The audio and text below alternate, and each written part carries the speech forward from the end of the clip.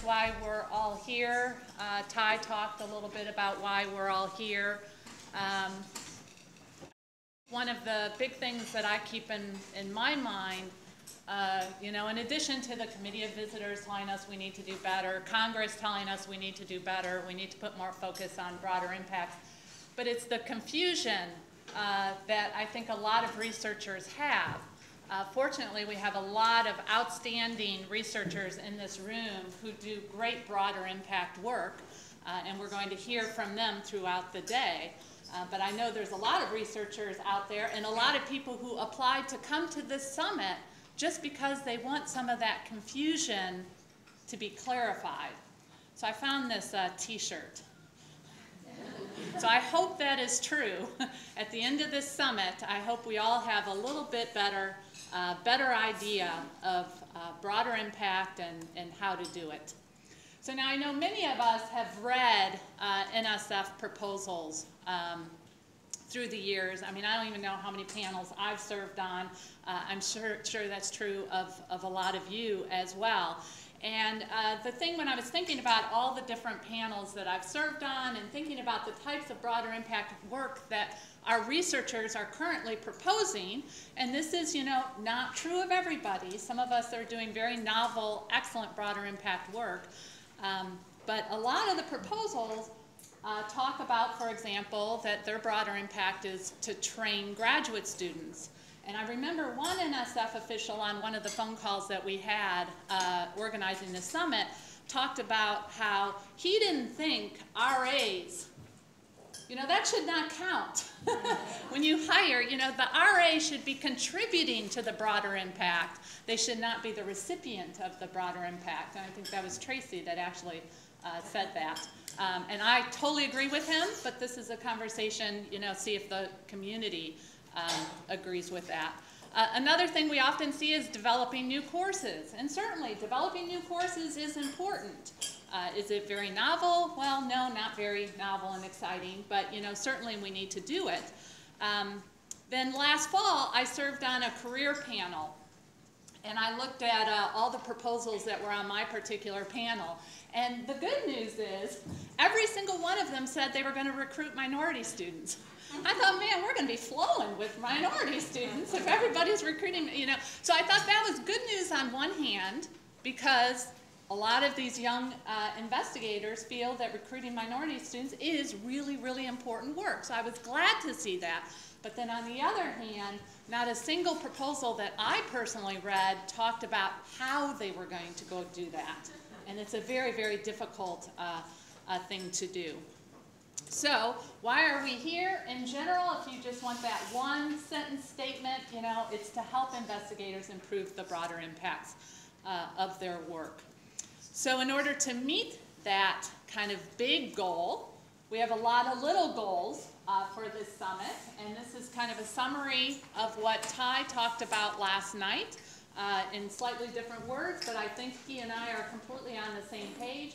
That some of the summit goals over the next 2 days is to help educate the community about broader impact and its importance. We're videotaping all of our presentations. We're going to make them all available online, so that's one of the goals. Secondly, to bring awareness of the 5 broader impact dimensions.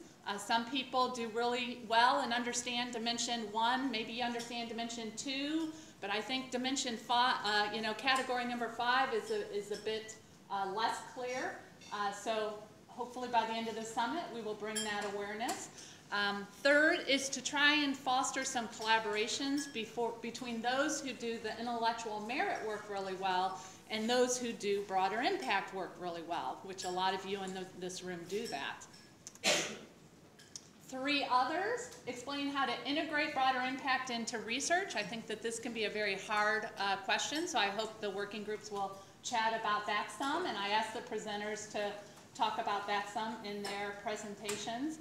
And then one of the challenges that Jeanette just talked about is how do we educate reviewers on how to evaluate broader impact work? And then lastly, I didn't tell you this, but one of our goals is to recruit all of you to help spread the word about broader impact to our communities. We all come from different communities, and you may recall on the registration page, we asked you, what is your main conference you go to? There was a reason for that question, and we're hoping to create kind of one presentation that sums up the summit and the work that we're doing, and we're hoping a lot of you will be able to take that out to your communities. So those are kind of some of the big summit goals. How are we going to go about meeting those goals? Well, one, during the summit, we're going to be documenting current broader impact activities that people are doing that are already viewed as, excellent broader impact activities. We're going to brainstorm other possible future broader impact activities, just these crazy ideas of things that maybe the community is not doing that maybe we should do. We're going to develop some reviewer guidelines, for evaluating broader impact activities. And then kind of the big one is we have to spend some time just thinking about what else do we need to do a better job in this space. So those are some things that we're going to cover here. After the summit, some things that we're definitely going to have is we're going to have this video archive of all the presentations.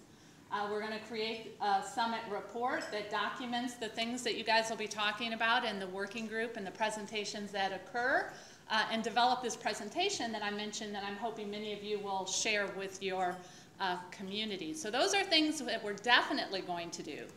Some things that I'm a little less clear how we're going to go about doing this, and so these are things that I hope will happen. But I'm not quite sure we're actually going to be able to pull it all off, is one, figure out an infrastructure for trying to share broader impact activities, and I'll talk about that during Area 3 today.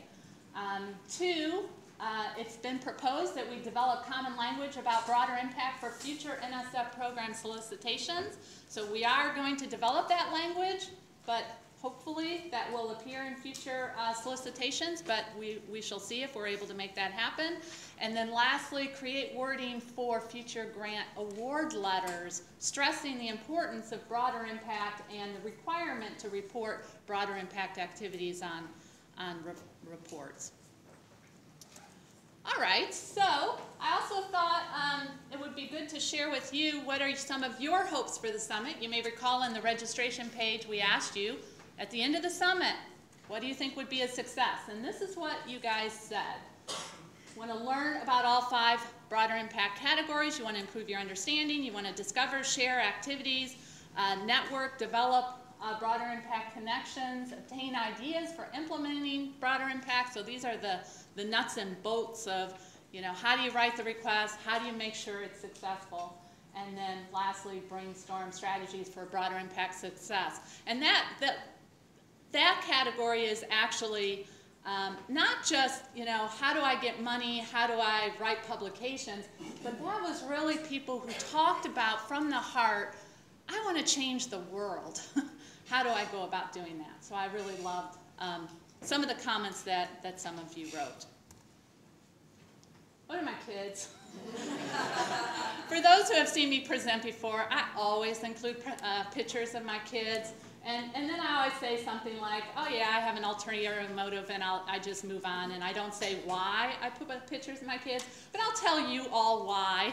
I do it because I do it for the grad students, for the female grad students in particular. There's been a lot of research out there, you might have read that article, Do Babies Matter? And so I like to just show that, yes, I'm a successful faculty member who has kids, who has very cute kids. So I like to show that. I'm not saying it's easy to juggle the whole career, mommy thing, but I think it's possible, and I'm an example of that. And I always, Lucy Sanders, I always quote you, Lucy. Where's Lucy? I always quote Lucy when I talk about my kids. The whole juggling act. Lucy says she doesn't like the balance. Everyone's always talking about balance between career and work, and that makes it sound as if one side's going to fail. Lucy says it's better to think about it as integrating. So I use that term a lot, integrating, you know. I grade papers at my son's ball game. I totally do that. How you integrate. I'm taking my son to Germany this summer to give a talk. So anyways, enough about my children. Okay, so I've had a lot of conversations over the last 6 months about this summit and what are the goals of the summit. And so I thought I'd just share with you a few questions that many people in the community have asked me. So one of them, a very common question, is does the proposed broader impact activity need to be integrated with research goals? And the answer to that, I think, is a soundly yes. It does need to be integrated. It's a hard thing to do, and I've asked some of the speakers to talk about how you go about doing that integration. But yeah, if you have a project, you need to figure out how to integrate your activities with the research. A second question that people have asked is, does each proposed broader impact need to be novel? You know, the intellectual merit piece certainly needs to be novel. Does the broader impact piece need to be novel? And the answer to that, in my opinion, and I know a lot of NSF program directors that I've been talking with over the last 6 months, the answer is no. It does not need to be novel. We all don't need to come up with these new, fantastic, you know, novel things that no one has ever done before. It is okay to take a really, really good idea and replicate it for your situation. It is okay to do that. And so I just want to stress that point, that this is not a competition of, you know, I need to keep my broader impact ideas quiet and not share them with other people. It's not a competition. Let's be open and sharing and figure out the best, some of the best broader impact activities that we can replicate. And then the last question, are what are the consequences? You know, Jeanette, she dodged my question. She dodged it. You know, yes, your proposal will be returned if you don't talk about broader impact in your proposal. But the tougher question, so she didn't totally dodge it because she missed it, she listed it in the challenges. The tougher question is, what are the consequences if you don't do it? Currently there are, from my understanding, no consequences. You propose something, you write a report, you don't even talk about what you proposed. There's not any tracking of those that, you know, are doing really good broader impact work. So we need to figure out what is the best way to move forward so that there are consequences. There are consequences of not doing good broader impact work. And as Jeanette mentioned, you know, historically, 1997 was when the broader impact criterion came online. It wasn't until 2002 that it was required. And between 97 and 02, if you look at the proposals, a lot of investigators just ignored it. But when it became required, then everybody started talking about broader impact work. So that's good that we have to have it required in the proposal, but now I think, you know, we need to take that next step. That next step, that if you're not doing a good broader impact with your research project, there will be consequences. So if the money flows that way, we will all follow, I guarantee.